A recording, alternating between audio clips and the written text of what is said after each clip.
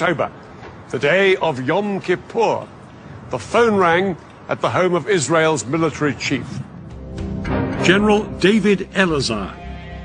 Elazar had been made Israeli Chief of Staff after a long military career and a host of victories. The call from Israeli military intelligence informed him that both Egypt and Syria would launch an attack in hours. Elazar's immediate thought was to send his air force to hit the Arabs before they had a chance to strike. But that decision could only be taken in the halls of power by Israel's politicians, and ultimately that meant one person, Israel's Prime Minister, Golda Meir. This 75-year-old was seen as the Iron Lady of Israeli politics, but she said no to airstrikes. She argued that if Israel was to win international support after the Six-Day War, it had to be seen not as the aggressor, but the victim. Elazar was appalled at his leader's reaction.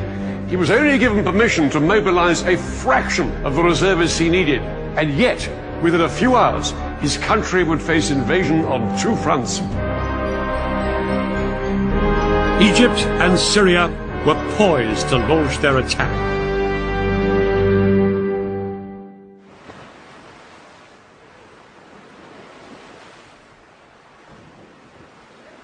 Just before 2 o'clock, the Egyptians put their part of the plan into action.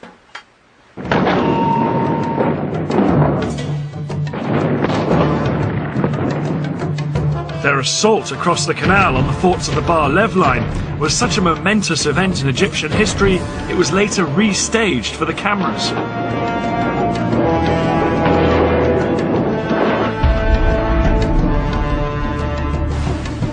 Thousands of Egypt's best-trained commandos crossed the Suez Canal in rubber dinghies. They landed on the east bank in the gaps between the forts of the Bar Lev line. The Egyptian commandos then scrambled up the high sand ramparts. They attached rope ladders to make it easier for the soldiers following on behind them.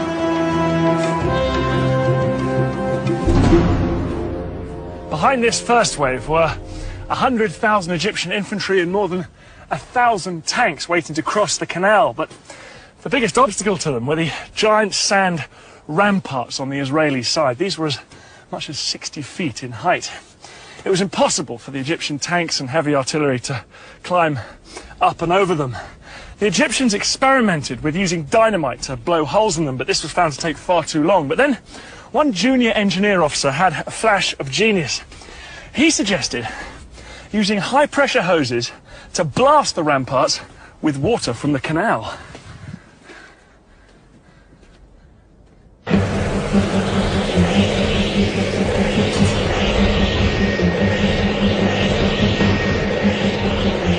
It was an extraordinary idea which would have to work if the entire Egyptian assault was to be a success. 4 hours into the attack, and with fighting raging around them, the Egyptian engineers finally broke through the ramparts, and the first tanks started to pour through. I never believed I would see the day when I was in Sinai. But this was actually Sinai. I looked back at the West Bank, and all the green on the other side, and to the east, all I could see is desert. It was good feeling. The eastern bank of the canal now became a battlefield. The Israelis manning the forts sprayed machine gun fire at their Egyptian attackers to try and stem the tide. But within 2 hours, 23,000 of Egypt's infantry were on the east bank, and had advanced up to 1 mile into Sinai.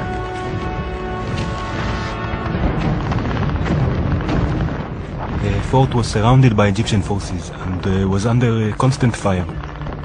We made repeated calls for help. We fired from time to time and reported back what we saw. But mainly, we tried to keep up our morale. But the Israelis were sure that their air force would come to the rescue. The first Israeli jets were sent in at 4 p.m., flying low over the desert. But as they approached the canal, they found themselves under attack from the ground. The Egyptian SAM missiles and anti-aircraft guns caused havoc. As Israeli planes were shot down that afternoon, it soon became clear that Egypt's elaborate air defense umbrella was working. Israel's single greatest weapon, its air force, was virtually powerless to hold back the Egyptian onslaught. The most immediate hope for the Israelis surrounded in the forts were Israeli tanks stationed just a few miles away.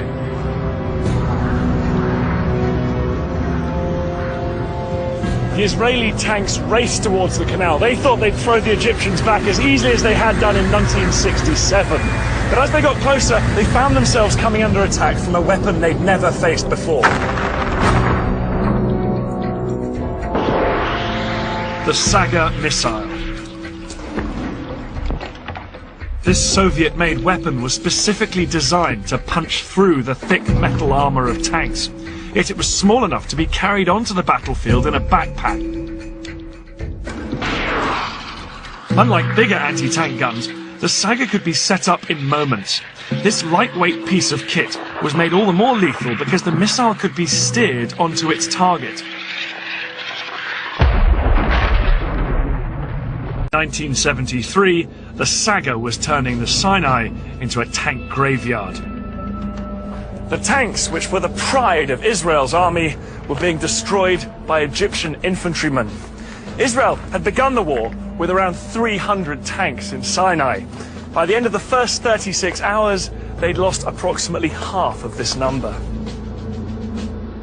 Things were critical for the Israeli soldiers in Sinai.